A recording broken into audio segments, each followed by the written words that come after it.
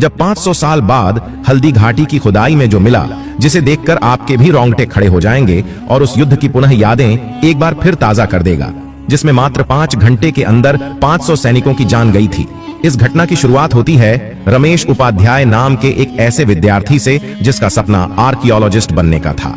उसे एक ऐसी जगह की तलाश थी जहां पर इतिहास के सबूत बड़ी आसानी से मिल जाए, क्योंकि वह एक ऐसी खोज करना चाहता था जिसे भारत के इतिहास में सर्वदा याद रखा जाए। तभी एक महान आर्कियोलॉजिस्ट ने उसे सलाह दी कि तुम्हें उदयपुर से 40 किलोमीटर दूर स्थित हल्दी घाटी जरूर जाना चाहिए, क्योंकि 18 जून 1576 में हल्दी घाटी में जो युद्ध हुआ था उसे इतिहास का सबसे बड़ा युद्ध कहा जाता है, जो कि महाराणा प्रताप और अकबर की सेना के बीच हुआ था। रमेश बचपन से ही महाराणा प्रताप को बहुत मानता था। उनकी बहादुरी के किस्से उसने बहुत सुने थे, जिसके बाद वह हल्दी घाटी के उस युद्ध को बारीकी से जांचना चाहता था, जिसके लिए वह राजस्थान के उदयपुर से करीब 40 किलोमीटर दूर एक दर्रे पर पहुंचा, जहां की मिट्टी बहुत पीली थी। इसी कारण इसे हल्दी घाटी कहा जाता है। हल्दी घाटी पर पहुंचने के बाद उसे पता चला कि मुख्य लड़ाई तो यहां से 4 किलोमीटर दूर रक्त तलाई में हुई थी। रमेश ने रक्त तलाई में बहुत छानबीन करी, लेकिन वहां उसे कुछ भी प्राप्त नहीं हुआ। वह अपने साथ एक मेटल डिटेक्टर भी लेकर घूम रहा था। निराश मन से रमेश पुनः हल्दी घाटी लौट आया, लेकिन उस समय वहां पर बहुत ज्यादा धूप पड़ रही थी। ऐसे में वह पास ही के जंगली इलाकों में गया और वहां पर आराम करने लगा। उसी जंगली इलाकों में एक निश्चित स्थान पर उसका मेटल डिटेक्टर बहुत ज्यादा आवाज करने लगा। रमेश समझ चुका था उस जमीन के अंदर जरूर कुछ खास चीज मौजूद है। उसने उस स्थान पर खुदाई करना शुरू किया। उस स्थान पर खुदाई करते करते उसे तकरीबन 1 घंटा हो चुका था। तभी उसे एक ऐसी नुकीली चीज दिखाई दी जो भाले के समान प्रतीत हो रही थी, लेकिन वो काफी भारी था और वो उसे अपने हाथों से हिला नहीं पा रहा था।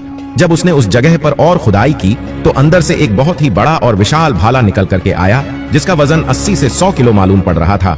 रमेश के मन में यह शंका होने लगी कि कहीं यह महाराणा प्रताप का भाला तो नहीं है। जिसके बाद रमेश ने हल्दी घाटी युद्ध के बारे में पता लगाया तो उसे पता चला कि इस युद्ध में महाराणा प्रताप के पास केवल 20,000 सैनिकों की सेना थी, बल्कि अकबर के पास 50,000 सैनिकों की सेना थी। यह इतिहास का सबसे बड़ा युद्ध था, लेकिन ना तो इसमें अकबर जीत पाया और न ही राणा हारे। इस युद्ध में लड़ते लड़ते महाराणा प्रताप को बंदूक की गोली सहित 8 बड़े बड़े घाव लगे थे और तीर तलवार के भी अनगिनत खरोंचें थी। फिर भी वह अपनी सेना के साथ युद्ध में ही डटे रहे।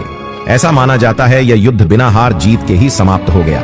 जिसके बाद अपने कुछ सैनिकों के साथ महाराणा प्रताप हल्दी घाटी के जंगलों में चले गए, जिसके बाद उन्होंने कुछ समय तक अपना जीवन वहीं पर बिताया। चूंकि रमेश को भी यह भाला हल्दी घाटी के जंगलों से प्राप्त हुआ था, ऐसे में उसका शक यकीन में बदल रहा था कि यह सचमुच में महाराणा प्रताप का ही भाला है।